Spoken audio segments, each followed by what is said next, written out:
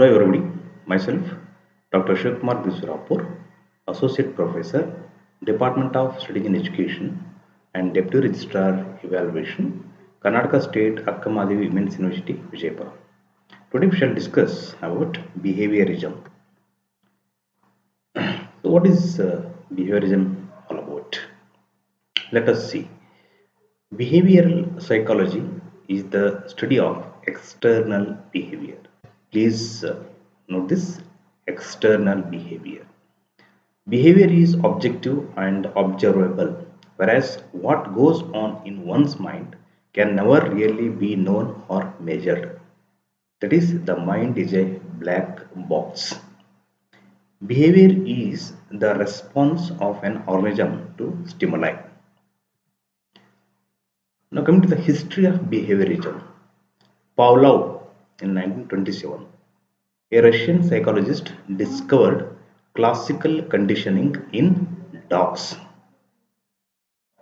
You can see here uh, the picture how the discussion, invisible discussion is going on. Watson in 1924 stated that, "Give me a dozen healthy infants, well formed, and my own special world to bring them up in, and I will guarantee to take anyone at random and train him to be any type of specialist I might select: a doctor, a lawyer, an artist." Means whatever we provide the environment, so will shape the personality of the infants is the gist of Watson statement. Now come to the classical conditioning. Classical conditions deals with uh, the conditions how you put. It explains some learning of involuntary emotional and physiological responses. Dog drooling when it smells food and later when it hears a bell. Next point, it's important for us as teachers to understand, since school is often the cause of unintentional learning through classical conditioning, especially anxiety. So here, text anxiety conditions us to have general school anxiety. These are examples what the first point leads to the first example, that is dog drooling when it smells food and later when it hears a bell. And for second point, the example is text anxiety conditions us to have general school anxiety. Ivan Pavlov's classical conditioning. So here the conditions I mentioned here, that is before conditioning. Unconditional stimulus. So there is no any conditions, it is an unconditional stimulus, and when unconditional stimulus is there, that is unconditioned response. So means oozing the salivation. So neutral stimulus, so no response, means there is no any conditions, it is just a neutral stimulus, that no response from the dog side. That is orating response like pricking up ears but no salivation. During conditioning, unconditioned stimulus plus neutral stimulus, both together leads to unconditioned response, that is salivation.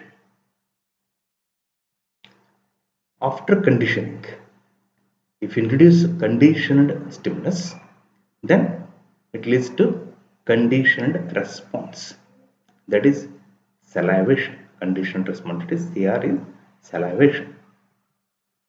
Examples of classical conditioning: kids who often get strep throat after much swabbing of their throat begin to gag as soon as they see the doctor with the swab.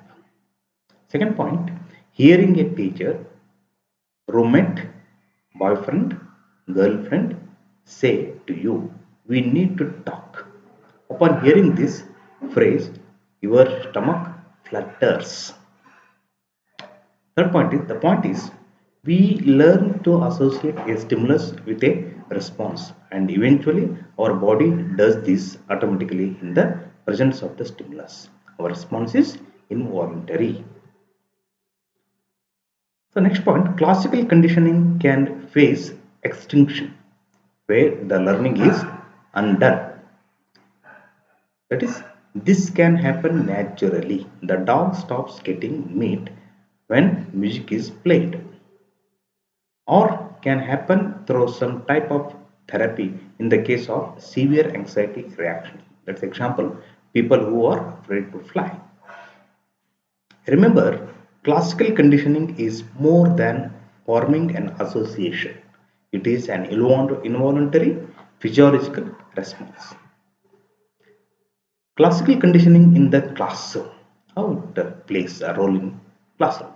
Playing soothing music, dimming the lights to calm and relax students.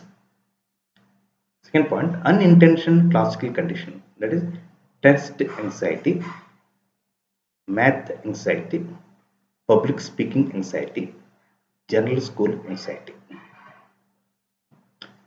B.F. Skinner during 1904 and 1990,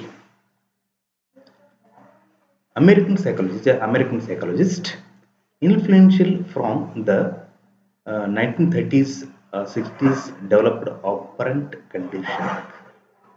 Skinner was interested in education. He believed that behavior is sustained by reinforcements or rewards, not by free will. He is famous for the Skinner box and the teaching machine. Often worked with pigeons and rats and applied what he learned with these animals to human learning. This involves conditioning voluntary, controllable behaviors, not the automatic physiological responses in classical conditioning. With operant conditioning, the response comes before the stimulus. That is the opposite of classical conditioning. Response first and it leads to stimuli. Next point, teachers can deliberately use operant conditioning with their students. Training. Next point, how someone reacts to our behaviors determines whether or not we continue the behavior. For example, if we are rewarded for something, we will likely to do it again.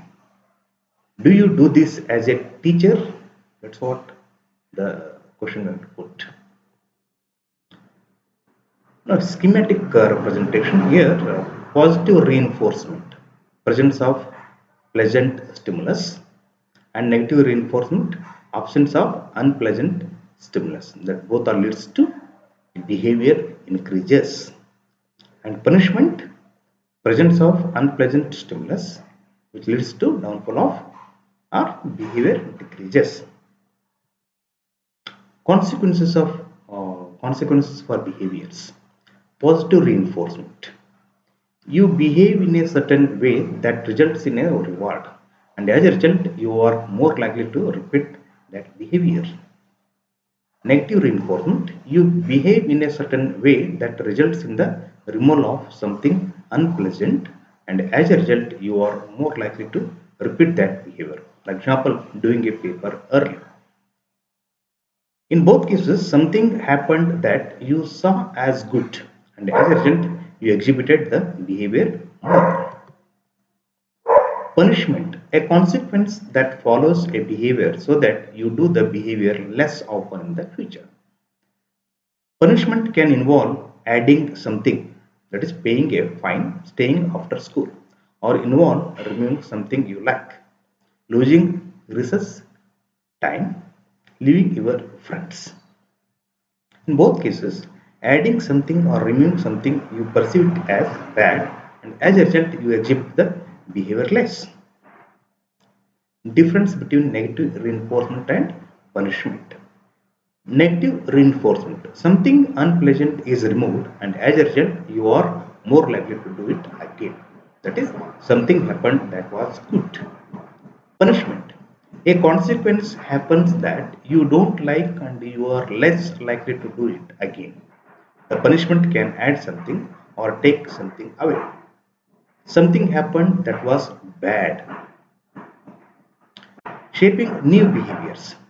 Shaping is a process of reinforcing a series of responses that increasingly resemble the desired final behavior. Next point. When a desired behavior occurs, rarely or not at all, we use shaping. That is, first reinforce any response that in some way resembles the desired behavior, then one that is closer, etc. Next point, think of animal training or the hyper kid who cannot sit in his chair in class. Do things in small steps. Thank you. Thank you very much for watching and don't forget to subscribe. Thank you.